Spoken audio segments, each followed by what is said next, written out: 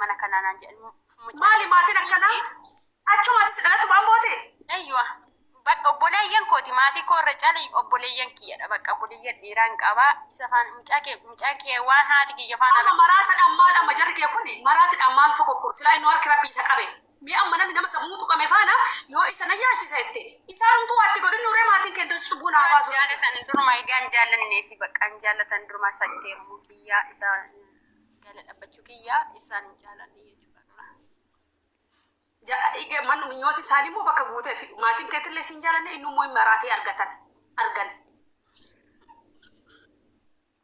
Roomi dubbii afaanis isin qabillee yaada kiyyaa baadhu.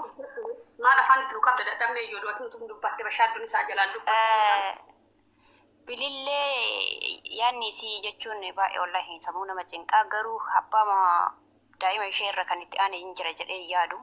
Maatii isheellee isaan booda yaani maatii ishee akka nama tokkotti ni jaalatti garuu bakkee isaan gara abbaa manaa isheeti. Abbaa manaa ishee kabajaan dhirsaa adda kabajaan maatii malu adda kabajaan hundaa adda.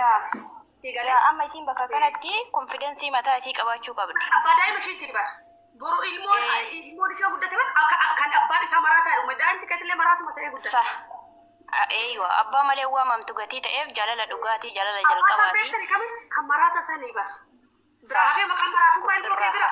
Deemi. Niitiin inni fuudhullee zarii isaa duubni bee akkana ture abbaa isaa sammuu likkiin turre bara. Du'eetillee Roomiyya yeroo baay'ee namoonni dhukkubni akkanaa mudatu beektaa jaalala dhugaa nama osoo waliin qaba gargar ba'anidha. Amma namichi abbaan manaa ishee ammoo gubaadha kanarraa dhugaa baay'ee tokko bataam namni kabda'u bataam unnati seenaa micoo abbaan manaa ishee jaalala isheef qaburraa maraachuu danda'a tarii jechuun osoo amma isheen akkuma tiyyetti san itti dhiyaatee qaamaa dhiiftee yaalchiftee oduu nama ofirraa dhiistee deemi qonnaa fudhadhu ji'a tokko yaali rabbi immoo kadhannaa ati godhi deemi amantaa qabdu kan amantaa bakka biyyee nyaadhu si jedhan nyaadhu to fayyisi namicha kana sababa ta'e ati fayyisaa rabbi kan fayyisu rabbi ati sababa ta'e nama kana Amaanu'eel geechi waan si jedhan dhagaye waldaa araaraa geechi waan irraa ka'e dhagaye sheekii qeesii bira geechi du'aa'uma godhuuf waan biraatti hin godhani hundi du'aa'uma godhaa deemi yaada godheetti yaalchisi.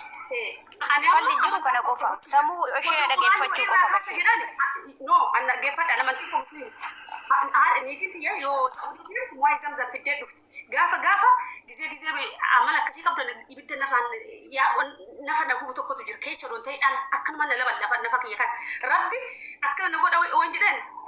Maqaan ishee wannoon akitti waa'ee zamzam hodhu torooman ofitti rabbi kan beeku. Asirri bakka hundatti na fayyisa taanaan. Na fayyisa taanaan. Ani afayyu malee wallahi dhugaa keeti sababa na haa ta'u deeme boleettiti amantuma kamiyyuu dhaqi qeesii bira qorichi hin jiraadhan dhaqi sheekii bira du'aayin hin jiraadhan dhaqi waldaa araaraa bira kadhannan hin jiran dhaqi hakimii bira amaanuudha hin jiran sin jedhan dhaqi yaali hoo sirraa dadhabame lubbuun rabbi irraa dhufte fayyaan hunduu adibamaa kan sammuu likkiitii miti fayyumtuyyuu ciistee ganama argitee galgala du'aa argita kan hin dhibamne kan hin yaalin obboleettiti deeme abbaada dhiisi maatii Diisilleen jedhu maatii bakka kanarratti garuu kan harki rabbii nama qabeerratti maatiin dhufe immoo namaatti daraba mataa namu shuukeeri yaanne. Kami keeriin ilmi namaa lafa kanarratti hojjetu. Namni kun barsa. Namni kamuu Roomi namni kamuu gar bakkaatti konfidensii qabdutti kan si gargaaru. Mucaa duratti mucoo wallaggaa. Namichi kun mootummaa nama hinaadha. Hintuuta jette mootummaan sagalee jette achii ba'e jette mootummaan meeshaa kennee jette meeshaa sana nama biraatiif kenne jette.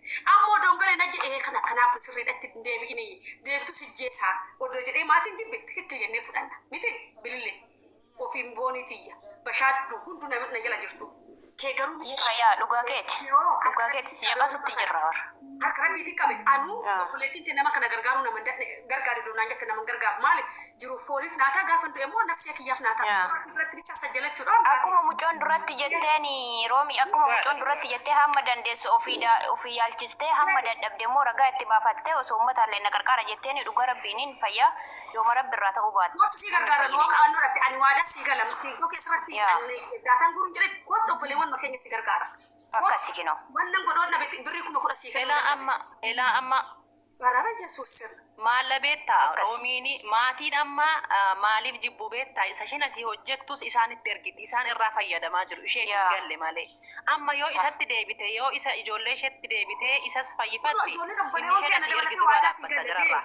yaalchis namni nu yaalchis kun olaal bar kanarra makiinaa binnaa fi mitire namni chakan mana naa ijaaraan jenne bar makiinaa naa bitaan jenne akkaawuntii naa baasatu buukii irratti birrii naa galchaan jenne nama kana doo fayyistee bar rabbi sajjalte bakka ulata rabbi biratti si galmaa'ee jira marataa tokko ati sabbataa Roomiyye bakka amma isheen durallee osoo jaaladhu dhugaatiif gargar baane jettu kanatti namni jechuun wali bu'ullee ima jirti wali araaramuun illee inuma jirti. Gaafa fayyammoo daraan jaalala saniin duraallee walii deebisuu danda'an. Gatii kana ta'e fadda ishee itti cinqamu osoo hin taane itti hirphachuu osoo hin taane hamma dandeessu ofii yaaltee hamma dadhabe immoo uummataa yoo gaatte rabbii gaditti fala argata jedhee yaada.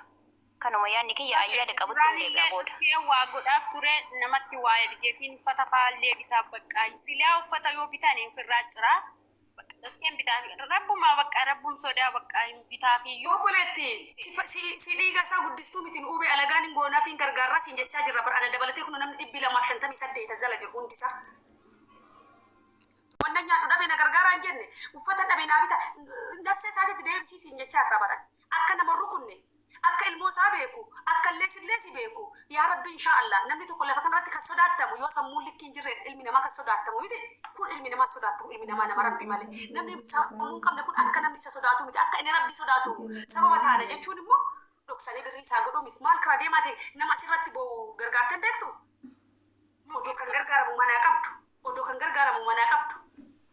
dhugaa namayyuu nan gargaaraa baran amma Maa wallaaltare maa wallaalta obboleetti tiyya ila ilmoon ati jalaa qabdu kuni boriin fuudha niitii isaa suni maal jettiin beekta kara warra isaatitti akkuma ilmi kee dhufee atama obboleettiin tee deeerumte waa'ee amala warra dhirsaa eenyutti himatte obboleettiin tee warra isaatitti moo sitti himatte sitti himtimi yoo kara mana kamaatii dhufte obboleettiin isaa takka akkasii obboleetti ishii suka akka haati ishii isaa bara amalanyaadha amala isaa kan eenyutti himattaate kara maatii kee si galee obboleettiin teetun immoo laal ati immoo si galee jira miti obboleechi kiyya immoo odoo niitiin biraa fuudhe eenyutti himatti ishiin illee orma dhirsa ishii sanatti orma haadha ishii sanatti dhaqxee himatti gaafa sanoo niitiin ilmi kee fuudhu abbaa isaa dhibamaadhaa bar maraatee du'ee bar baay'inaaf maal goota ziramaan zarin hagalaal zarin keessa lafa kanarra jiru mucuma keetii jechaa fayyisi namicha kana sammuu xiisamuu mucaa keetii jecha isaaf iyyuu miti. Mucaa kiyya amman beektu ishiin jechuudha amman beektu yoo inni dhufe jedhanii hin dhosku jechuudha.